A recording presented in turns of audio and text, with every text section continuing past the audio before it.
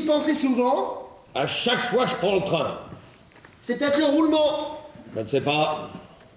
Le roulement, ça rend souvent penseur. En tout cas, dès que je vois défiler à travers la vitre toutes ces villes, ces routes, ces fermes, aussitôt je me demande ce qui pousse les hommes à marcher, à conduire, à sortir les vaches, à attendre le bus, à aller dans un sens, à courir dans l'autre. Je vais vous demander de pencher légèrement votre tête. Merci. Quelle force les pousse à faire tout ça plutôt qu'à ne rien faire? Il doit bien exister une force.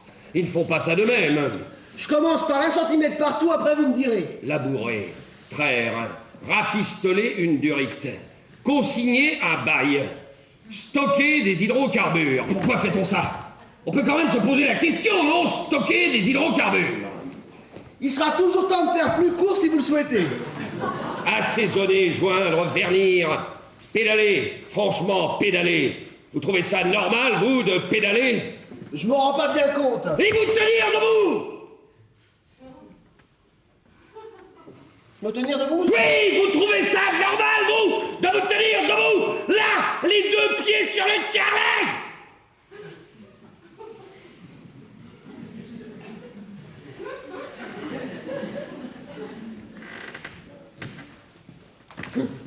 Oui, j'ai l'impression, oui. Eh bien, ça ne l'est pas. Ah bon? Non, vous devriez pouvoir vous envoler. Vous voulez dire en l'air? Oui, seulement il y a quelque chose qui vous en empêche. Ça alors? Il y a une force qui vous contraint, comme 6 milliards d'êtres humains, à rester collés sur la Terre. Non! Si! Une force qui me... Oui, l'attraction universelle découverte par Newton en regardant tomber une pomme. Un anglais? Oui, alors il s'est posé cette question simple. Pourquoi cette pomme tombe par terre? Est-ce qu'il est naturel qu'elle se dirige vers le sol? Ils sont incroyables, ces anglais. Alors moi, aujourd'hui, je vous demande, électrifier une zone, discuter de bout de gras, améliorer la race chavaline. Vous trouvez ça naturel? Vous voulez dire par rapport à la pomme? Par rapport à l'homme, Georges! Pourquoi massicoter? Pourquoi piloter? Pourquoi refaire un ourlet? Pourquoi repeindre la cuisine? Pourquoi? L'instinct de survie. L'instinct de survie? Oui. Enfin, sauf peut-être pour l'ourlet. Je vous dis ça avec des pincettes, hein. C'est une impression de coiffeur, de coiffeur de Châtillon, pas plus. Alors je peux savoir ce qui nous oblige à suivre cet instinct de survie, comme vous dites? Monsieur Schwarzberg, vous devriez peut-être moi prendre le train. Mais remarquez, tout ça, c'est de ma faute. J'aurais pas dû vous poser des questions sur votre retour de vacances. Ouvrez les yeux, Georges! Vous sautillez autour de moi depuis 20 minutes, sanglé dans une petite blouse acrylique bleu pâle, cliquetant sans arrêt vos ciseaux, avec pour seule préoccupation la longueur de mes cheveux. Vous trouvez ça normal? Vous pensez que je suis bizarre, monsieur Schwarzberg, c'est ça? Avouez qu'il y a bien une force qui vous pousse à consacrer tous les jours ouvrables de votre existence à démêler la tignasse de vos semblables avec un petit râteau en corde synthétique. Ne me dites pas que cette action saugrenue est consubstantielle à votre être profond. Vous n'êtes quand même pas né pour passer une tourneuse du matin au soir sur la nuque de vos contemporains. C'est ce que me dit ma femme quand je rentre tard. Est-ce qu'elle vous dit aussi que votre génome n'a aucune chance d'avoir été programmé pour brocher, teindre ou tondre? Ah non, ça, elle me le dit pas. Avez-vous le moindre souvenir d'un désir prénatal pour le shampoing? Je crois pas, non. Vous croyez pas, vous en êtes sûr? Oh mais monsieur Schwarzberg, j'aimerais tellement pouvoir vous répondre. D'habitude, je communique très bien avec la clientèle. Je suis navré, Georges. Même si vous êtes persuadé du contraire, je n'ai pas l'impression de vous faire perdre votre temps en vous posant cette simple question. Qu'est-ce qui vous pousse à être coiffeur? C'est vrai que mon père était pas très pour. Ah mais attention, il m'a pas empêché, jamais. Mon père avait ses idées, mais c'était un homme très doux. Il aimait pas la bagarre, si vous voyez ce que je veux dire. Il aimait pas recevoir des coups en donné, il préférait être d'accord. Il disait que c'était bon pour la santé. Qu'être d'accord, ça permettait de vivre plus vieux. Il m'a même aidé à acheter mon premier salon. Mais bon, vous dire qu'au fond de lui, il espérait pas autre chose pour son fils. Et pourtant, vous l'êtes devenu. Il y a donc, vous en conviendrez, quelque chose que vous ne dominez pas, qui vous a contraint à cette activité, que non seulement votre père réprouvait, mais qui même pour vous, soyez honnête, reste totalement incompréhensible, ne serait-ce que par rapport à votre physique. Ah ça c'est vrai, j'ai un physique de chanteur. Il ne s'agit pas de ça, Georges. Je parle de votre physique d'homme, de mammifère évolué, de grand singe bipède. Croyez-moi, quand on vous regarde développer votre 1m85, Oh, vous êtes gentil, 80 à peine. avec vos membres supérieurs puissants, là, votre cage thoracique imposante, cette mâchoire solide, capable de réduire en bouillie n'importe quel aliment. Quand on examine vos narines, vos oreilles, vos pieds, on ne peut pas imaginer que vous ayez été conçu pour vaporiser de la laque. Pas plus que la pomme, d'ailleurs, elle a été faite pour s'écraser dans l'herbe.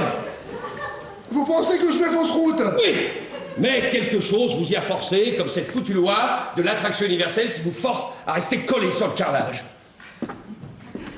Ah, pourtant, quand on regarde vos bras, on voit bien qu'il aurait suffi d'un ou deux battements pour que vous filiez par-dessus les nuages.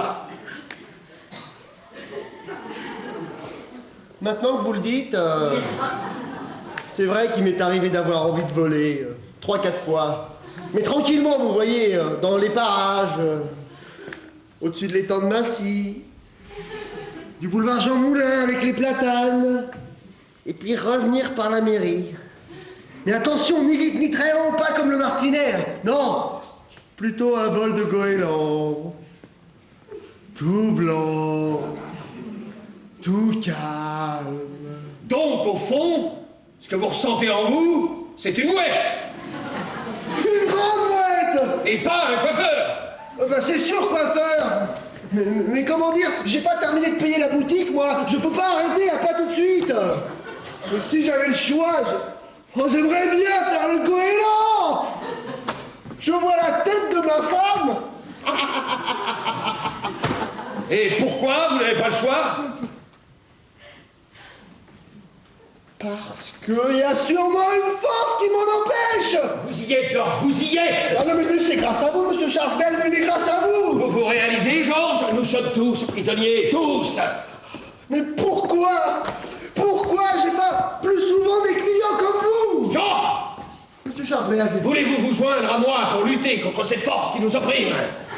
La traquer, l'obliger à se montrer, la calculer, et puis la détruire! Moi? Nous sommes les deux premiers à savoir qu'elle existe, Georges. Nous sommes des pionniers de la liberté, de celle qui nous est refusée chaque seconde. Si j'avais pu imaginer... Cette découverte portera nos deux noms. Ah non, monsieur Schwarzberg, c'est... Non, non, non! Si vous ne m'aviez pas avoué que vous vouliez être un goéland, je crois que j'aurais fini par douter.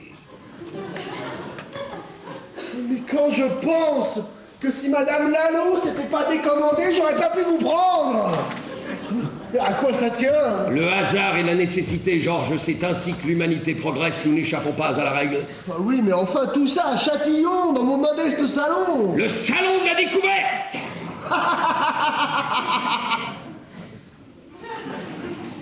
Alors, vous acceptez?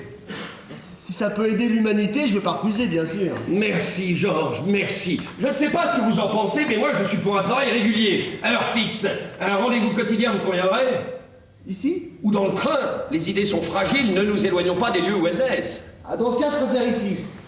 Mais tous les jours? Si nous nous fixons comme objectif d'aboutir à la fin de l'année, ce qui serait, reconnaissez-le, un beau cadeau de Noël pour la planète, il me semble qu'un travail de 3 heures, disons 6 jours par semaine, est un minimum. Ah, quand même! Georges, vous n'imaginez tout de même pas révolutionner 30 millions d'années de comportement humain en 2 coups de cuillère à peau? Mais bien sûr que non. Vous pensez qu'il serait possible de faire ça à l'heure des repas?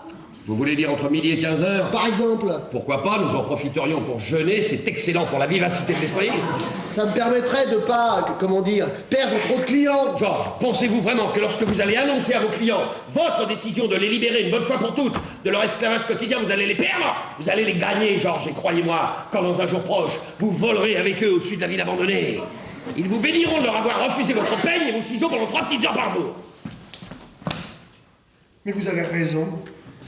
Mais vous savez, monsieur Schwarzberg, mais personne, jamais personne ne m'a autant ouvert les yeux que vous. Parfait. Nous commençons demain? Donc midi. Je vais le noter tout de suite. Qu'est-ce que je vous dois? À vous présenter, monsieur Schwarzberg. Je vais juste, si vous le permettez, récupérer ma petite serviette et ma blouse. Ça vous va comme ça? Très bien. C'est rafraîchissant d'être court. Parce que pour vous dire la vérité, je vous préfère avec les cheveux un peu souples. Ondulants, disons. Nous appellerons ça, si vous le voulez bien, la coupe postérité. Bien, Georges, à demain.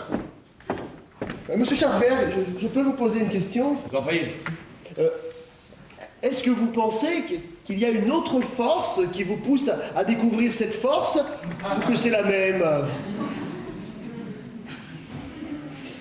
Bien, Georges, bien. Nous ouvrirons la session de demain sur cette interrogation.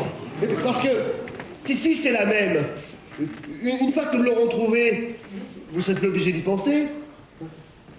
Plus du tout? Probablement. Je crois que nous allons faire du bon travail. J'en meurs d'envie, monsieur Schwarzberg.